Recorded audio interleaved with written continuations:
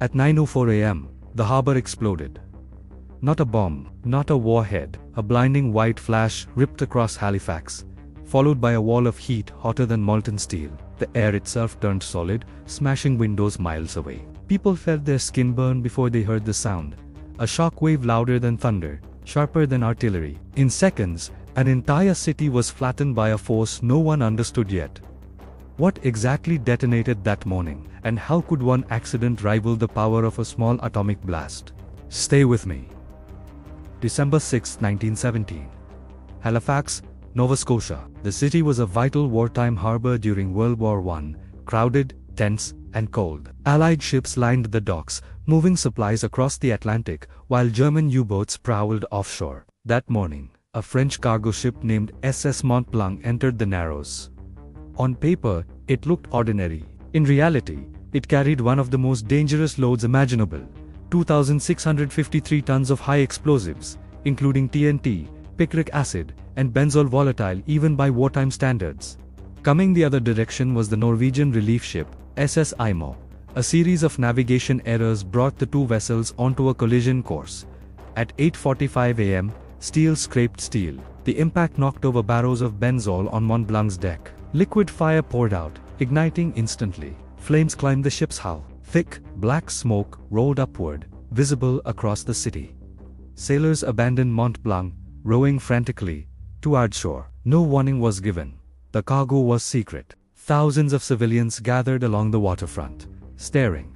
Children pressed their faces to the windows. Dock workers froze in place. They had no idea they were watching a ticking clock with less than 20 minutes left. Mont-Blanc was not just on fire, it was becoming unstable at a molecular level. The ship's cargo combined three major explosive systems. TNT provided brute force. Picric acid increased sensitivity. Benzol, a highly flammable fuel, acted like an accelerant. As the fire spread, internal temperatures rose rapidly, increasing pressure inside sealed holds. Explosives don't need a spark, they need energy. Heat alone can trigger detonation. Inside Mont-Blanc, that energy was building unchecked. Modern analysis estimates the blast yielded approximately 2.9 kilotons of TNT, equivalent, making it the most powerful human-made explosion before the atomic age. The physics were brutal.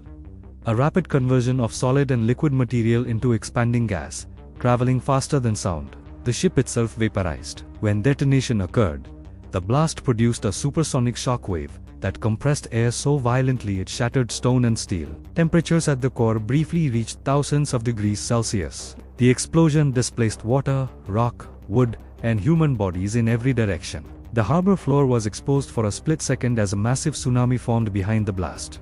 This wasn't just an accident. It was a perfect alignment of chemistry, heat, and human error, and it was about to rewrite disaster science forever. The explosion struck Halifax like a hammer from the sky.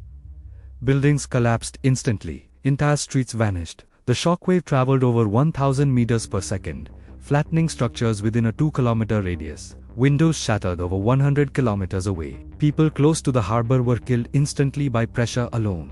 Others were burned by a thermal flash that ignited clothing. The tsunami that followed swept neighborhoods into the sea, dragging ships onto land like toys. Eyewitnesses described silence, a strange vacuum, followed by a roar that felt physical. Many survivors were thrown across rooms or buried under debris.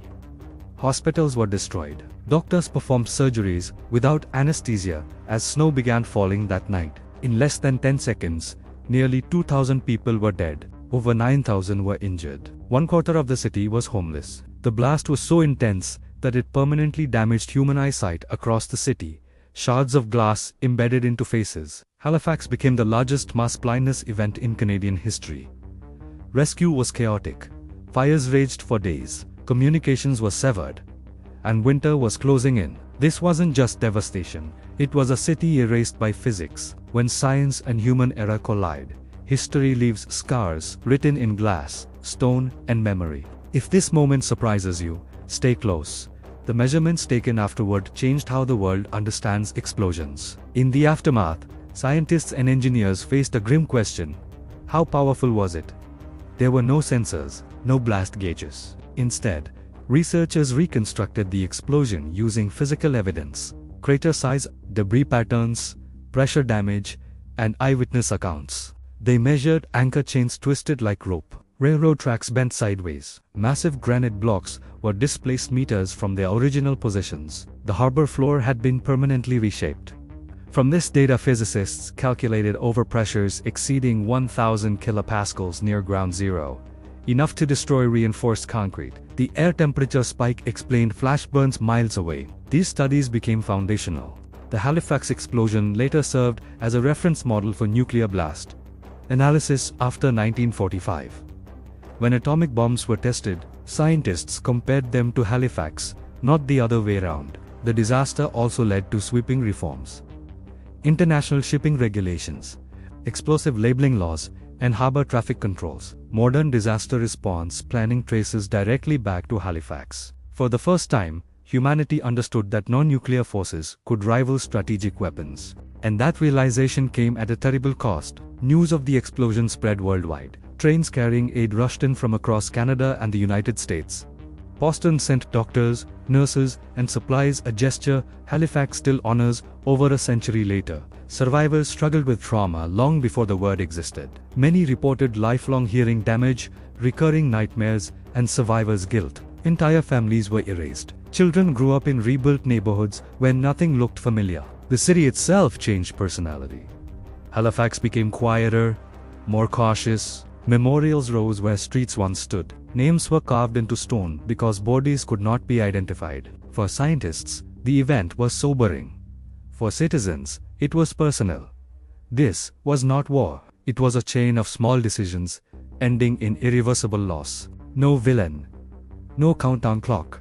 Just reality. Even today, fragments of Mont-Blanc are still found embedded in trees and walls. Silent evidence of that morning. The Halifax explosion remains the largest accidental non-nuclear explosion in human history. It proved that technology, without understanding, can be as dangerous as any weapon. It reshaped safety science, urban planning, and emergency medicine. And it left behind a lesson still relevant today. Scale matters.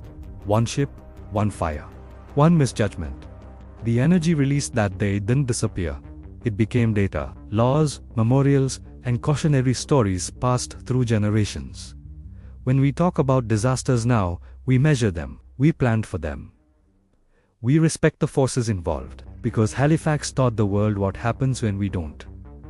And somewhere beneath that harbor, the water still moves over a scar carved by physics, a reminder that history doesn't need bombs to explode. What moment in history do you think humanity underestimated the most? Until it was too late. Could something similar still happen today, hidden in plain sight? Share your thoughts below, especially if this story changed how you think about accidents. If you want more real, documented events where science, mystery, and human decisions collide, subscribe, stay curious, and join me next time. Because some of history's most powerful moments were never meant to happen.